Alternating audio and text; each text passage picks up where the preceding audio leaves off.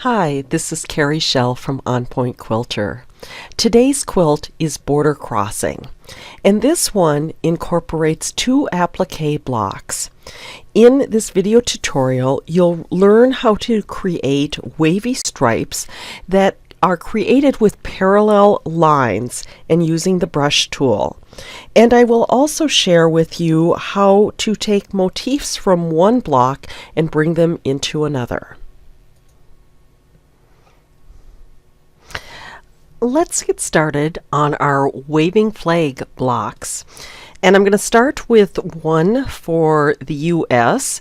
And again, these are not exact replications of a flag, but I'm trying to get the general concept basically covered. So to do this, I'm going to do a block, new block, and I'm going to do a patch draw block. And I'm going to be doing most of my work in the applique tab. But the reason I'm doing it as a block is I do want a background, so this will allow me to do that. Now for this one, the first thing I want to do is use the Bezier tool, and I want to draw basically the curve. And you know, this is a flag, so I think this looks actually pretty good. I can use the shape tool if I want to do some edits and make it a little bit more pronounced. But once I've got a basic curve that I like, what I'm going to do is I'm going to select it with the brush stroke. And the brush stroke a lot of times is used for stems, but what I found when I double clicked on it, it gives me both sides of one of the stripes on my flag. So I can go ahead and make changes, but the first thing I'm going to do, because I do actually like the general shape, I don't like what's going on at those start and stop points, but I'll fix that later. So I'm going to just take this and convert it to a patch. And now it can be basically cleaned up just like any other patch. Now, one of the reasons I really like this is it gives me the top and the bottom that are pretty close, I mean, in terms of being parallel to each other.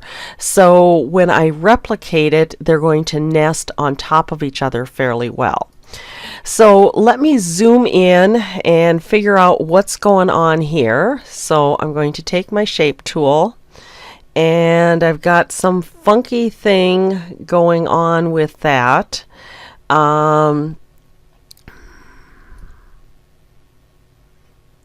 So I think I'm just turning that around. Yep, and that sort of takes care of that problem.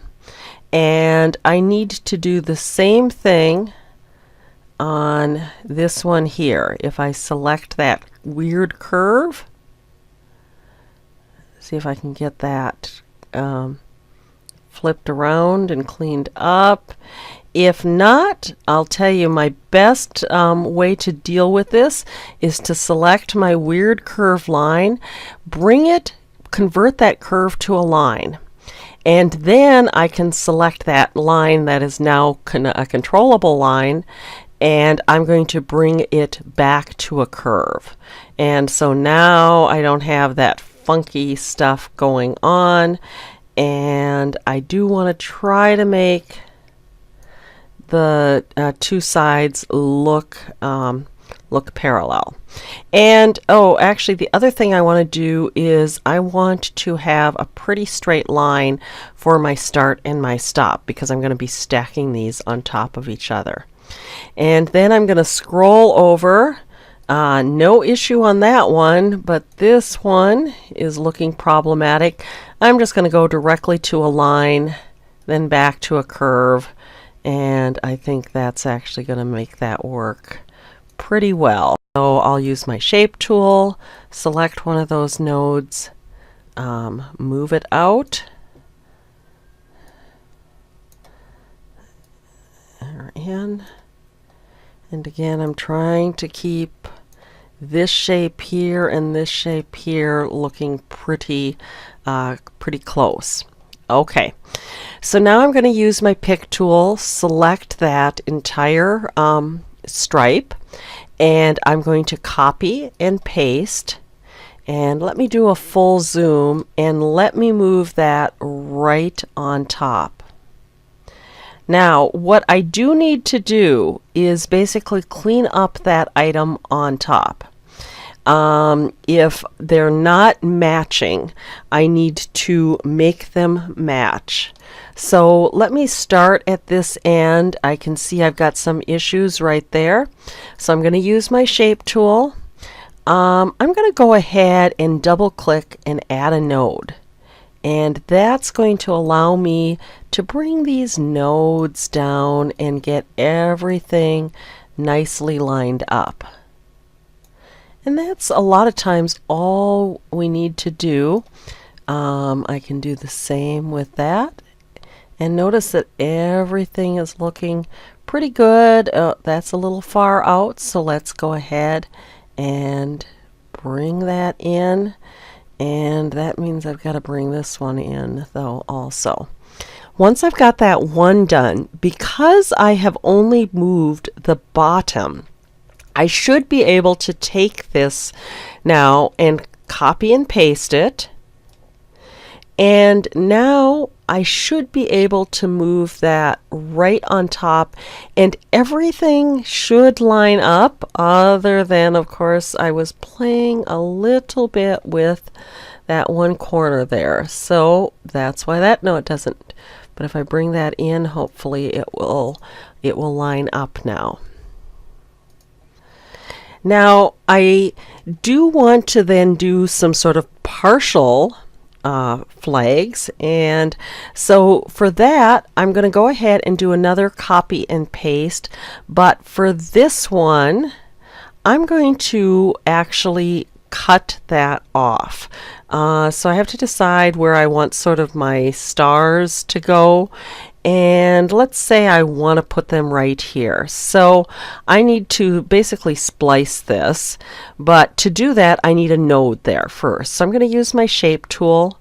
I'm going to double click there. I'm going to double click there, which is creating some nodes.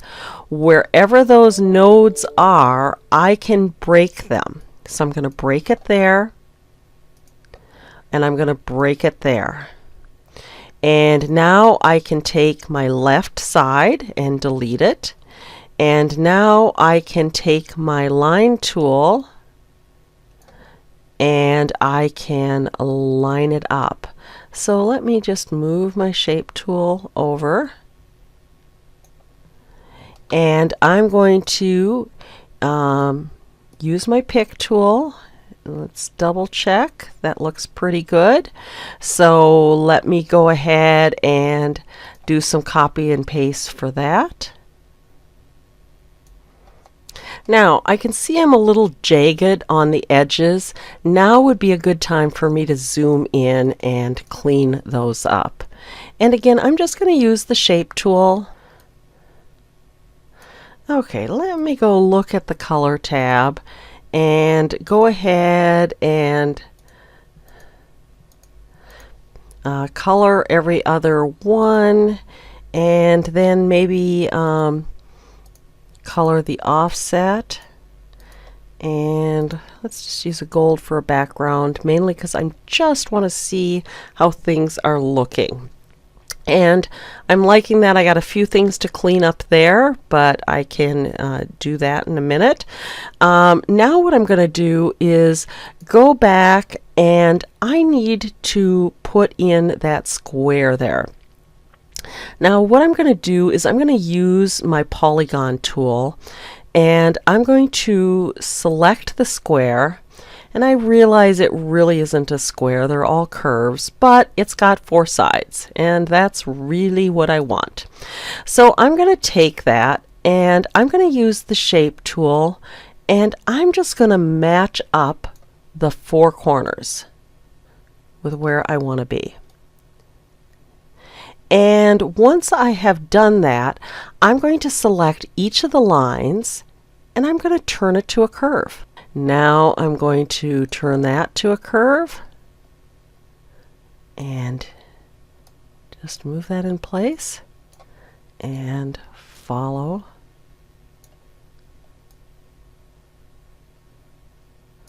the lines. Zoom out. So what do I want to do there? I think I want to keep that, make that a little bit curvier so it follows sort of that same curve that I did down below there. And I think I might even leave that one on the left straight. So I now have my flag without any stars in it. So let me now go ahead and add my stars. And what I'm going to do is I'm going to go to the library and I'm going to find one. So I'm going to go to the library's block library. I know that in the EQ library, under motifs, and I think it's under landscape elements, there's a very nice 5-pointed star, and I'm going to take that and add it to my sketchbook, and I can close. So now I'm going to go ahead and add this to the sketchbook.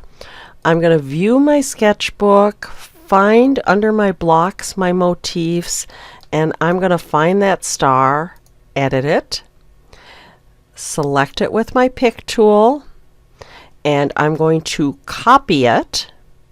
And now I'm going to view my sketchbook, find that last block that I did, select edit, and then under the applique tab, I'm going to select paste. And that's going to bring my star in. Now I can go ahead and resize this star. So I'll just move the corners till I get to something I like. And if I want, I can use the Control key and select the center and do a little bit of rotation. And again, if I still want to make some changes, I can do that. You know, I don't want it to be perfectly symmetrical. I want it a little funky because my star is waving. So I'm going to select that star and I'm going to do a copy and paste. And now I'm going to put a few stars at the top and the bottom. And I'm going to make those just a little bit straighter. Again, that Control key with the center. And I'll copy and paste that. I'm going to still go ahead and select everything there. Bring that down a little bit. And maybe I need to not have as much variation in those stars.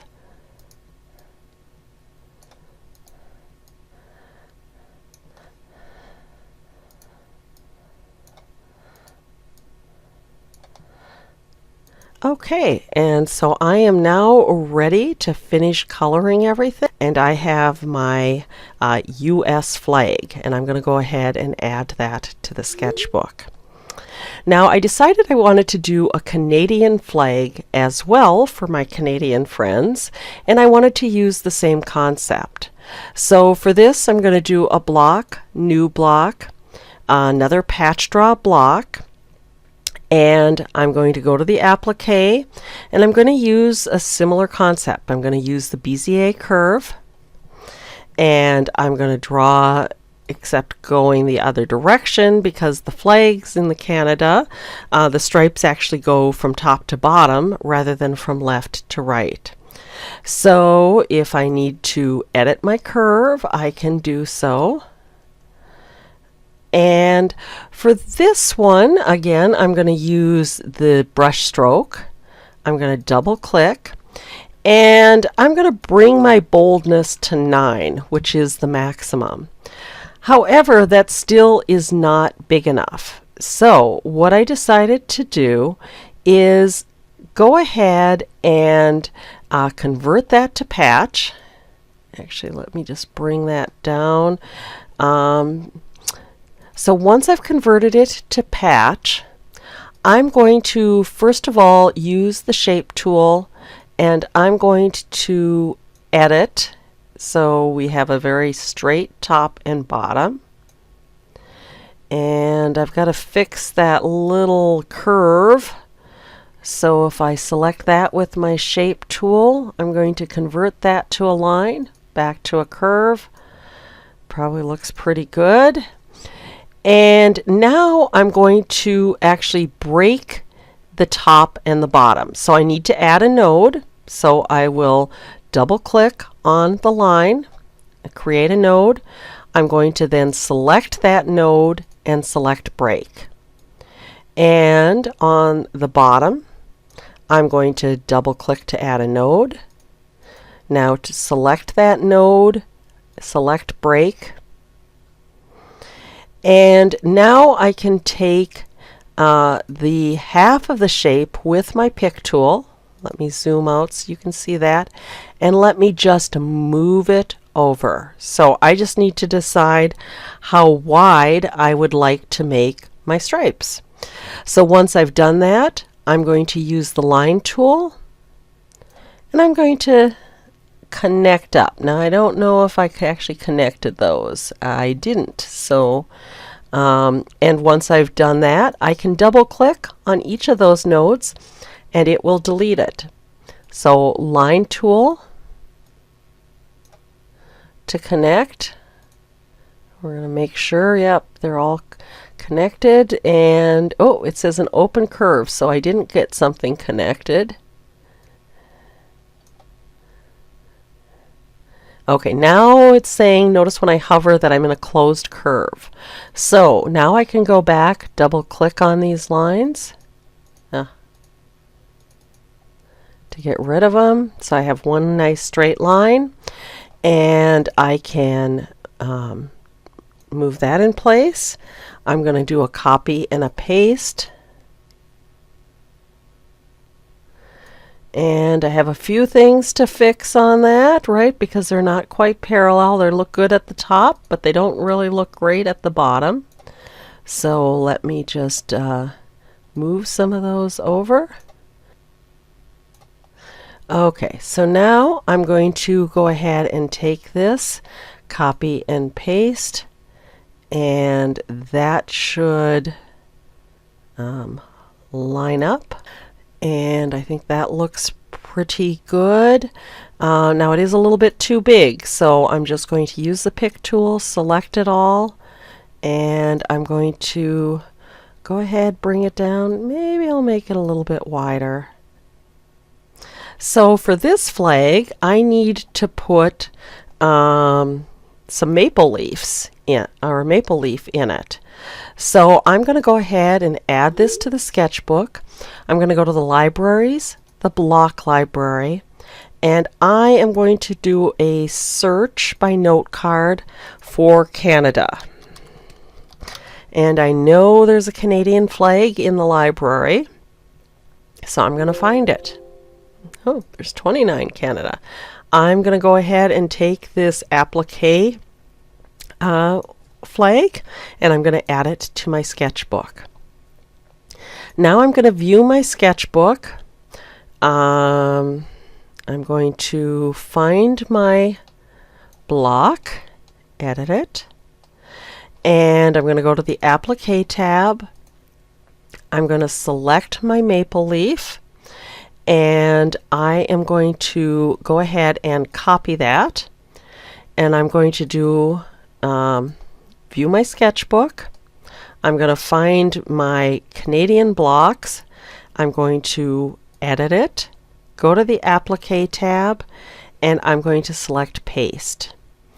And I can go ahead and do some resizes, because I'm going to put them maybe up at the top here. And I want to make sure I've got one that's going to go down the center. And remember, again, I can do some rotating and, find something that looks good. And I can go ahead and color this one as well. And so now I have a Canadian flag, and I can add that to the sketchbook. Now I decided I would put both of my flags in the same quilt, so I'm going to select work on quilt, and I'll do a new quilt. I'll do a horizontal with a layout of 2 by 1. And I don't know, maybe we'll make those blocks 15 inches. And let's put a sashing in between. Let's try 3 inches for that. And then let's go ahead and let's do a border that's 3 inches as well. And now under layer 1, I can do a set block. I can put my US block, my Canadian block, and I can use my paintbrush and go ahead and color my borders. I'm going to go ahead and try to do a rotate fabric. So once I've got that done, I can add this to the sketchbook. Thanks so much for watching. For additional tips and techniques, please subscribe to my weekly newsletter at www.onpointquilter.com.